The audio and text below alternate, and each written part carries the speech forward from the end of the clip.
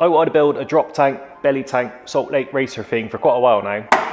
And we got hold of quite a few of these off a English Electric Canberra. But unfortunately, they're not straight. They're slightly curved. So not really much good for that. So naturally, we just turned it into an elaborate conference, coffee table, bar thing with like a fridge in the end and stuff. Because, you know, why not? And I happened to be at Goodwood Revival last week, a week ago.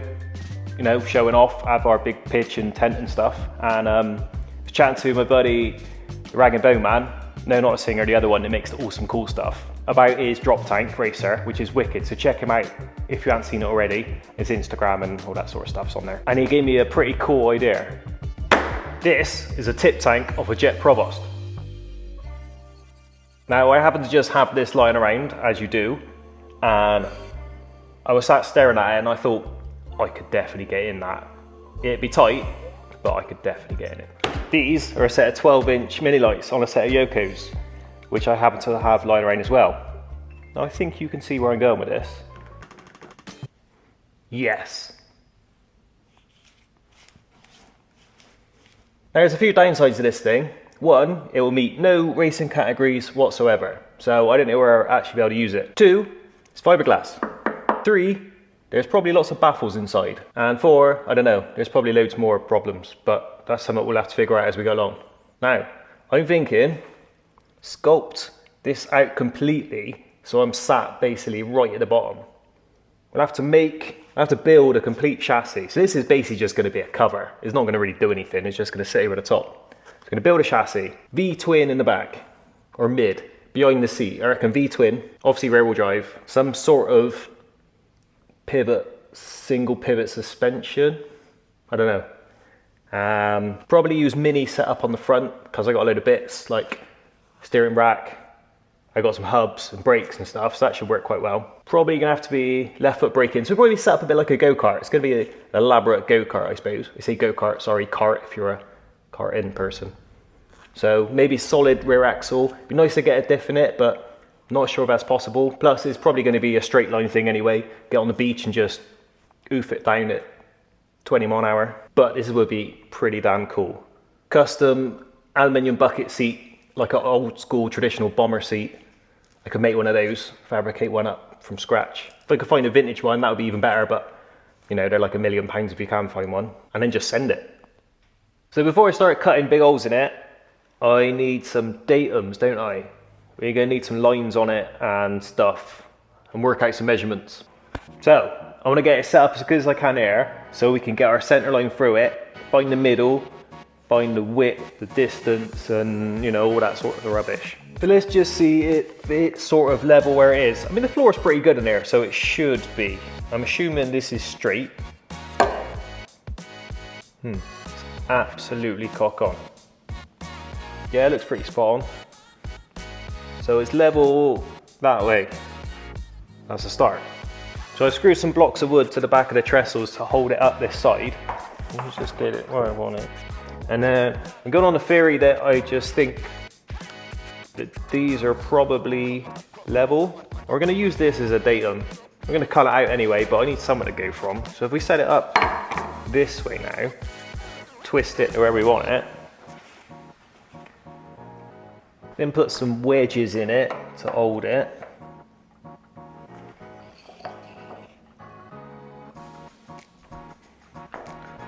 Perfect. So I want to find out the diameter is that way, that's circumference, the diameter, so we know where the middle is. So I'm gonna measure, get this level, and measure the trestle, and that should tell us how big it is.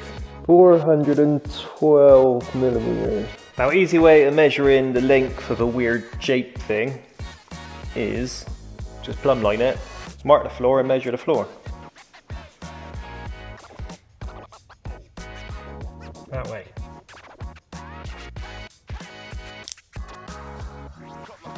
Now I know this isn't going to be accurate to a micron, but it's still pretty good for what we're doing.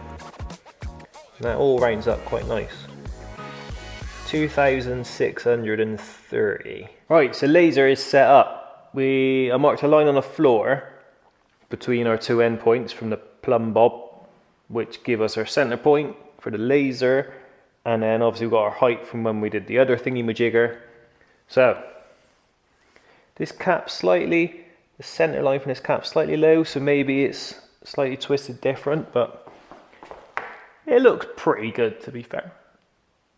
And as long as our datums are right, that's all that matters. So let's just draw some fat black pen lines on it.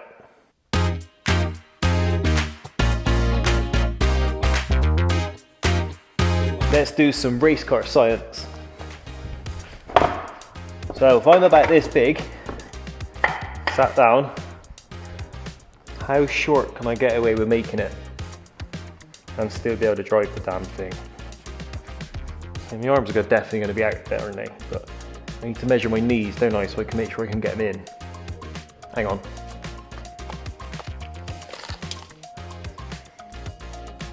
I don't know what I'm doing.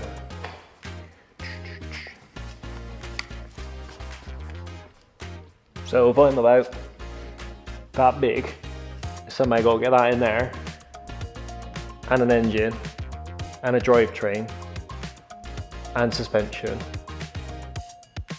and a steering rack, and a column, maybe a roll hoop. We don't need any safety really, do we? Do we? Seat belt. What else? A chassis. This is going to be tricky, isn't it? So I reckon, this is so stupid. I reckon I need to allow from the heel of my foot, so the base of the pedal, to the ass of the seat, 1,100 mil, 110 centimeters, 43¼ inches.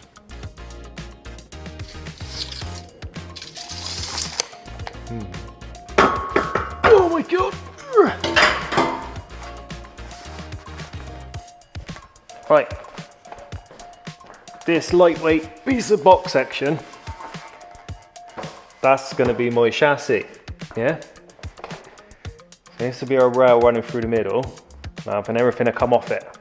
It's probably going to have to poke out the bottom somehow, because the curve, to get the length in the back. Now obviously I want to swing an arm, sort of a swinging arm and the wheel each side behind, so we've got a bit of pivot. So we need to be, chop it down a bit. So how the hell am I going to get all that in there? Right, I don't have an engine yet. I need to get a donor bike. So I want something with a V-twin, probably Japanese, I don't know, Suzuki SV or something. They sound nice, good bit of torque. Anyway, so this sounds a bit stupid, but I'm going to measure my old Quacker 500. Sort of take some measurements to try and guess things and put it on our bit of tube steel box, and yeah, I don't know, I'm just making this up as I go along. So the engine's about 400, 600. So you need a meter in total behind the seat. So let's go on the stupid principle that our swing arm, our rear suspension layout stuff will start from the back of this. So we need 600, say, from the back of there. So the engine's going to come, I'm going to give us 400 mil for the engine,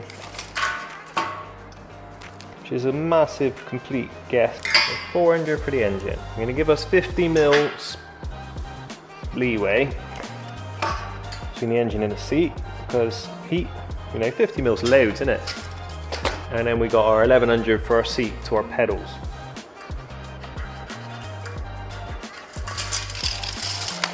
So our overall wheel diameter on these is about 500, we'll call it 500. And I want a little bit of poke out the end, because that looks cool, isn't it?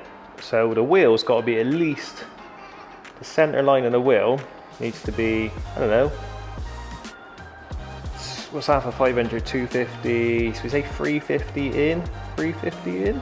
I don't know, I'm just guessing. But that doesn't work at all. So if we got our wheel, the center line there, about 350, then we got our 600 swinging arm, which comes to there, and then our 1100 to there, it means my toes are stuck out the nose. So we're gonna have to reduce that swinging arm. I reckon we could probably half it. I'm just going on some crazy science I just made up. So we get a little bit of, I mean, we didn't want any suspension, it would be easy, but I want a little bit of bounce in it. Not a lot, just like a little bit of travel. So let's just half it and see what we get. This is super safe. I think we nailed it. Right, let's drill some holes. Cut this thing open, see what's inside.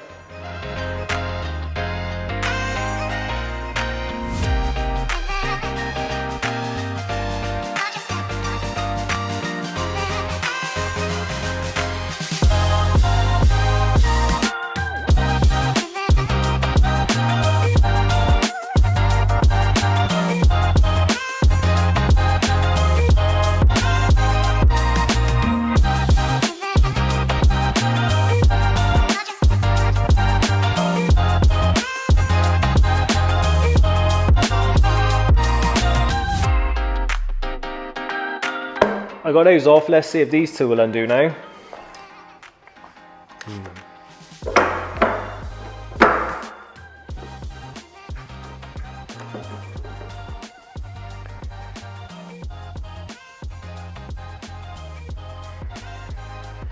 Oh.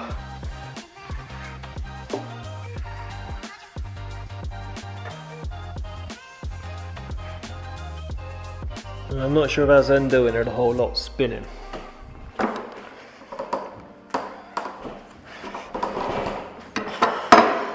Well, these two don't want to come out, so what I'm going to do now is I'm going to bodge it really. I'm going to change rail around them and try to get this out.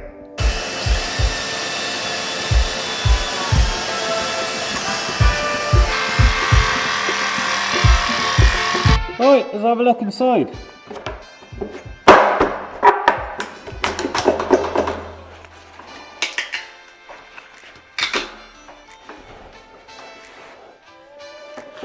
So it's still stuck. So this pipe's still attached. It's stuck. So I think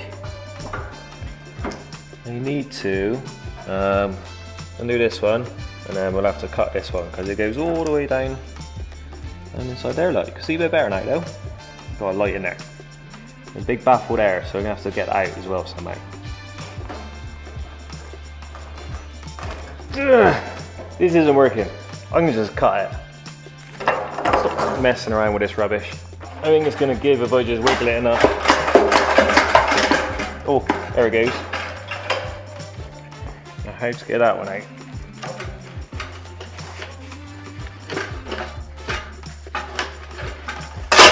Oh, just tapped on my feed lock. And then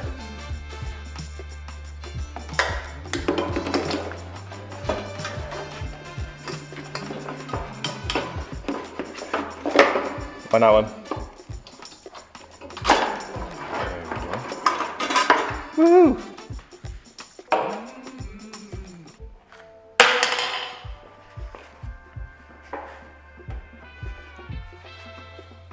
Right, let's look inside. Ooh, exciting.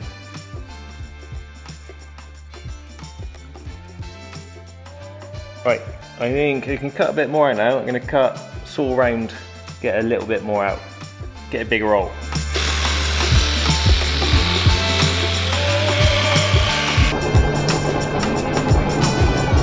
Right, we're getting somewhere now, aren't we? We've got an actual hole in it. I'm not sure it's quite big enough to sit in. You can see inside. So let's get these pipes out. Somehow, sorry. Maybe we could use those for something. That'd be quite cool, wouldn't it? Well, I'm pretty sure these ribs are metal because they got like metal inserts. So I think that's metal. So somehow I'm gonna have to cut out down there to be able to get it out. It's not gonna be easy because obviously I can't leave it in there because I definitely won't be able to get my legs through those holes. Right, I got my mask on, sorry. So I went out with a jigsaw, cut the rest out, and then went in with the grinder. Got that one out, so he's got that one left to do. We've got the extractor on as well because, you know, fiberglass, horrible stuff, and the vac. So let's get that one out.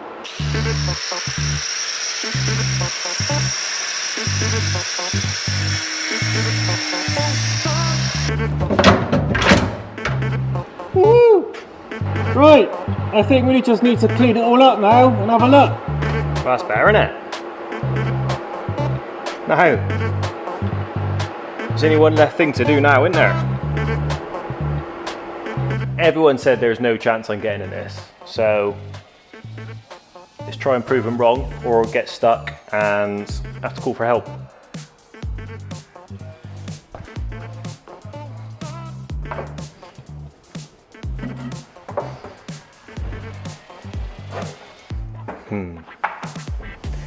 Maybe it's a bit narrower than I thought.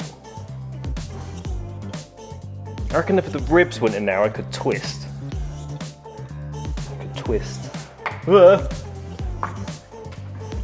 Uh-oh. Right. Maybe not quite yet. Maybe it needs a little bit more. Okay, so maybe that was ridiculously optimistic. So I think I need to cut out a bit more where the seat's potentially going to go. And then I reckon I can squeeze in just a little bit more. So just sort of guessing for now, but I think just cut this bit out and that at least gives us half. And I might be able to get in. I mean, I'm just sort of, you know, I don't really know what I'm doing. I'm just playing it by ear.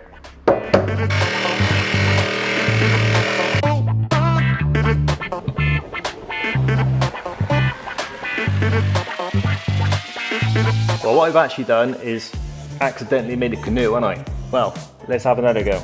Round 2 or 3. I reckon this is a win. Good.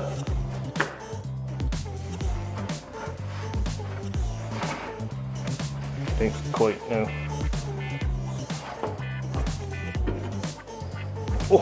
Oh, you get rid of the sharp corners. Just a little bit.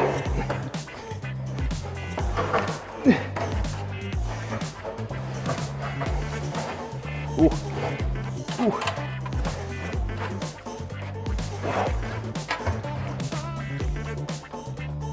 Yes. Oh, we got there. Right, I've stuck some sponge in there now. I mean, maybe I just need to cut a bit of this off, that might help, but let's try again. I'm determined to get in here.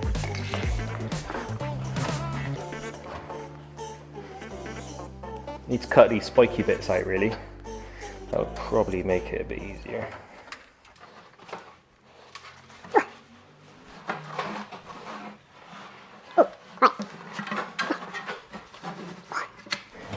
Yeah. Yes. Well, I'm still sat a lot higher than I need to be. I'm sat on the rib still in, and obviously I want this to be cut out completely, really, to get the seat in. But I don't know. 100 mile an hour. Ugh. Well, it's 5 o'clock on a Friday now, so I think that means it's beer o'clock. Cheers.